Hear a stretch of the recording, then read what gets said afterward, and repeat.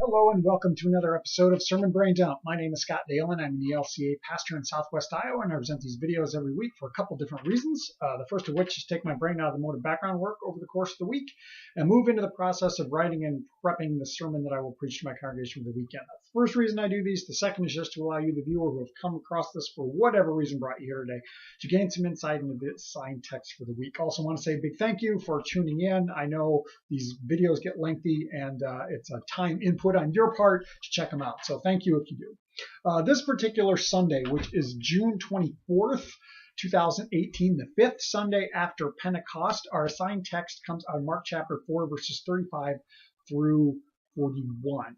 Now this is the I don't even know what word that is. I think I was trying to say common there. Commonly known or well-known story of Jesus calming the storm. Not to be confused with Jesus walking on water.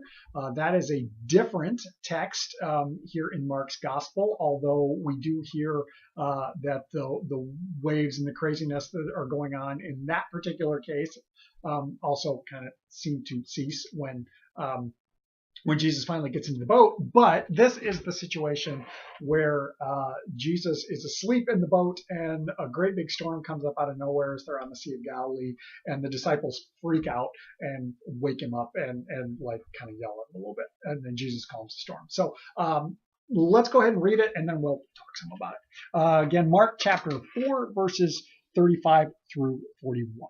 On that same day, I have to pause right away and give us some context for where we're at. So Jesus has been in a period of teaching, and there's been quite a bit of healings that have been going on. He, I believe, is in or around Capernaum, I think, which is on the shore of the Sea of Galilee. Somewhere he's around the shore of the Sea of Galilee, one of the communities. That's just kind of where he's at. And there's been a lot of like healings and teachings and exorcisms and some headbutts going on. So that's been happening. And now there seems to be a little bit of a break here. So, okay.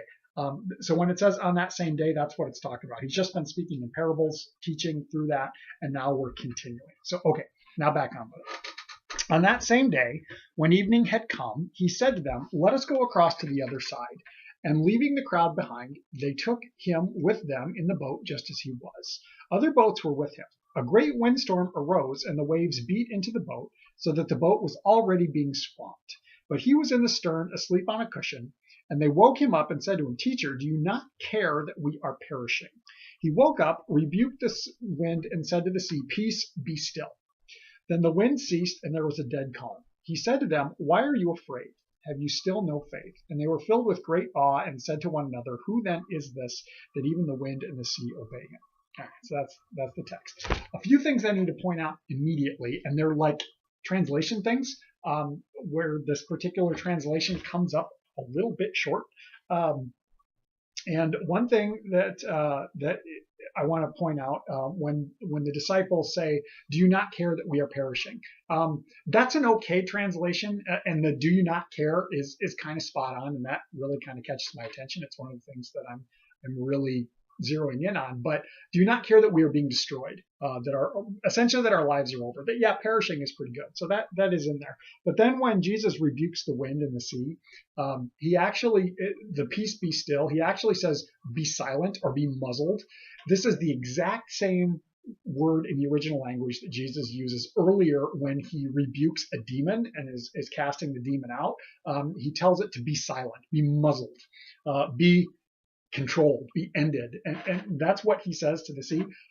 This has led some to think that is there a demon that's behind this great big storm that came on, and he's rebuking that demon? Well, I don't know, but that's in there as well. And then the last one I want to point out, it says right at the end that after he has rebuked them, or rebuked the storm, and then he kind of rebukes them, like, "Where's your faith?" It says here, "and they were filled with great awe." That should actually be fear. The literal translation is they feared a great fear. So they're freaked out. They're afraid. And excuse me. And I think that's important to point out, that whatever is going on here in this moment, this is still very early on in the overarching like storyline. We're only about a quarter of the way through Mark's gospel at this point. This is pre-death resurrection. This is just, it's early on. And do the disciples know what's going on? No, it doesn't seem that they do. And so for them to be afraid when they see the power of God at work, because who else can control the weather? Yeah, they're going to be freaked out.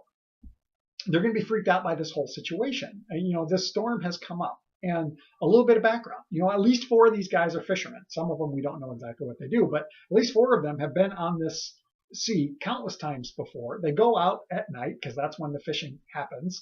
And as we hear, they're going in the evening. So this is probably nighttime by the time that the storm comes up. No wonder Jesus is asleep.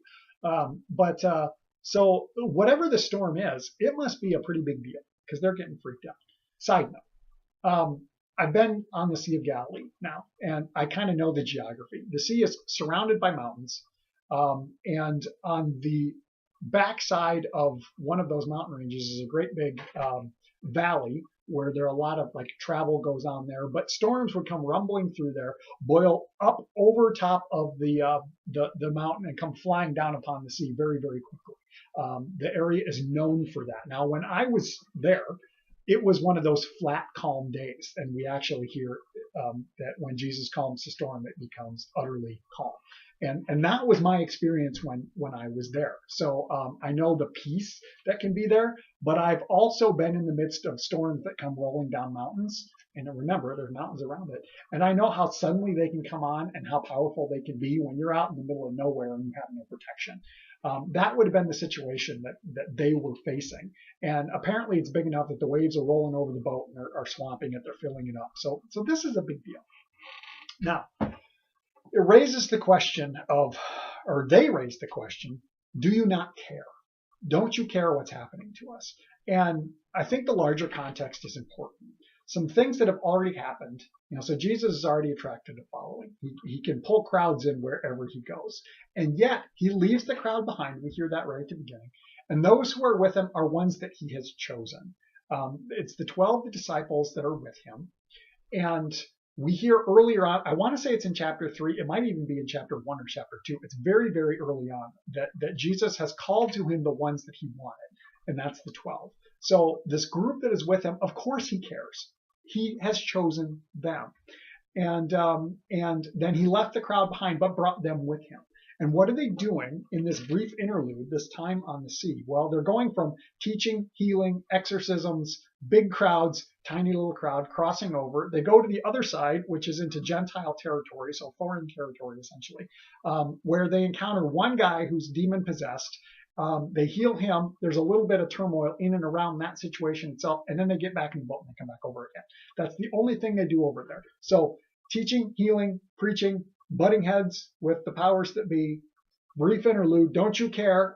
Yeah, you're the ones I brought with me for this period. And then right back into the same thing. And then they come back over to do the exact same thing again. So does he care? Of course he cares. These are the ones that he has chosen. But in the midst of that, even being with Jesus, even being chosen by Jesus, and yes, I'm saying that